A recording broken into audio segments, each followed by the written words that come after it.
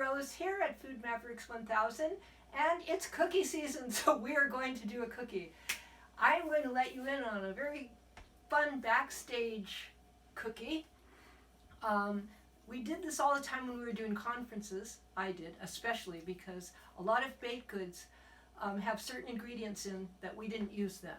And one of those things was eggs. And milk, for that matter. So this particular recipe, which I snatched off of the internet, I immediately changed, and therefore it's mine.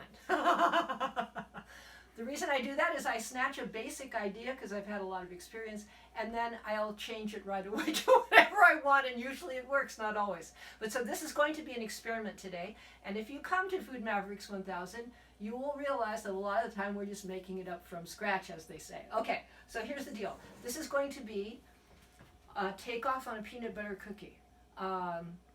It turns out that the all-time American favorite Christmas cookie is one they call peanut butter kisses, and they're little peanut butter cookies with a little, Hershey's Kiss on top. So we're also not going to use chocolate today, and we're also going to not put eggs in. So it called for eggs and milk. Not going to happen. What do we do, you might wonder? And this is relevant to people who want to do vegan kind of thing. So you're walking through with me what I would do, and we had great success. So okay, here we go. So we've got some flour here. We're going to have the dry ingredients on the one side and the liquid on the other side. And one thing you can do, if you want to save yourself some washing of dishes, is you can think about the order that you put things in. So this particular recipe calls for salt and baking powder, both of which are classic, and you kind of need them to get a fluffy cookie. We got a quarter here.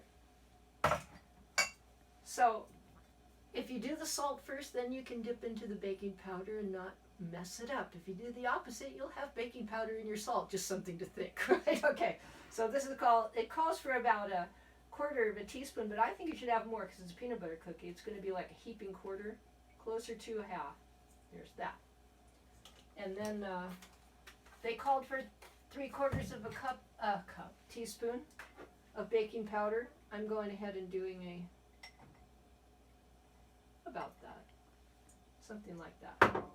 Now mainly with this stuff is you always like to mix it together well, or in the end you'll be sorry because you won't have little lumps of baking powder. No fun. Okay, so just whisks are fun for that. It's a cookie, so I'm not sifting it as I would a cake. It doesn't need to be especially light or anything, but it does aerate a bit. Okay, now the oily other part. Okay, so we're going to have coconut oil in this case, and I'm doing this partly because you can use many different sorts of oil, but if you want to do something that's vegan because, well, maybe you've got some friends, or maybe you just want to feel good. Okay, so that's what we're going to do here. Here's some coconut oil, which, because it's cold here today, needed to be liquefied, and it called for half a cup, and gee, I eyeballed that pretty well, really, frankly, guys. This one thing is, I encourage people, when you're safe at home and nobody's going to have a fit or something, you can learn to eyeball it, and then you'll have an added freedom, I think. Okay, oil. What else? Peanut butter, right?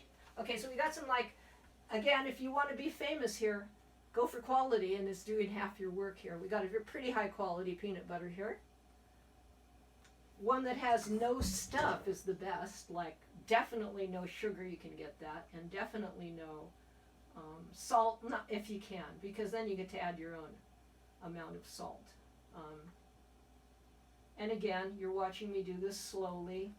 I could have measured this out before, when they say pull all the ingredients out and just have them there, as if that doesn't take any time or something. So there we go. So you can see we're doing a half a cup there.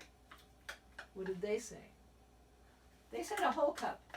So we're going to turn the film off for a minute while I weasel this down, and then you can come and watch. Okay, we are back. We got a whole cup of peanut butter in there. Now, this particular recipe, which called for about 1 1/4 cups of flour, called for 1 egg and 3 tablespoons of milk. What to do, right? As you don't just not do it, because those things have properties that make it that way in the end, like soft, chewy, and holds together, etc. So, but pumpkin actually does the trick. And the proportion there, for every egg, about 1/4 cup of pumpkin, or applesauce would work. And milk, you know, a little liquid. So what I did here, and this is a Maverick, but I've done a lot of things. Instead of 1/4 of a cup of pumpkin, I'm putting a little over 1/2 cup and no liquid. This should create a perfect texture and an interesting taste. Okay, so we got those guys in there. Now we've got sugar. I've got about 3/4 of a cup of brown underneath that white sugar, so that's how I measure a cup. Proportionately, it kind of depends on what you want in the end as far as taste goes. Brown sugar will make that kind of caramely thing. Okay, so these are the liquid ingredients here.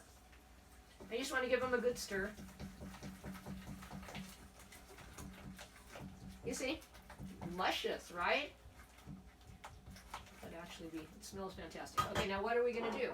We could do some vanilla. I actually have a lovely vanilla powder, and that's what I'm going to use here. I'm doing about half a teaspoon of that. And then we're going to go ahead, because it's got pumpkin in, to go ahead and do a pumpkin spice. This will be the cinnamon, clove, a little ginger in there. So, you know, a couple of spoons of that. There we are. Okay, so now what? Isn't that pretty? Okay, so now you just you're gonna just mix them together. Either direction will work. You can put the wet into the dry into the wet. It's not a cake.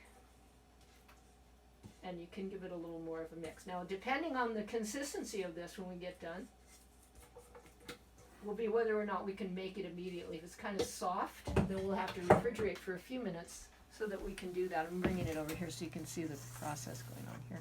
It's a beautiful, beautiful consistency. Because you know what we're going to want to do here, what I want to do is make the crisscross thing on the top, the classic peanut butter thing. So,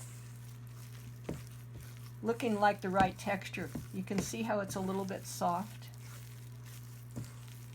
This will need to be refrigerated, not sort of tacky. And if I try and make a ball, well, let's just try it, shall we? It won't crisscross.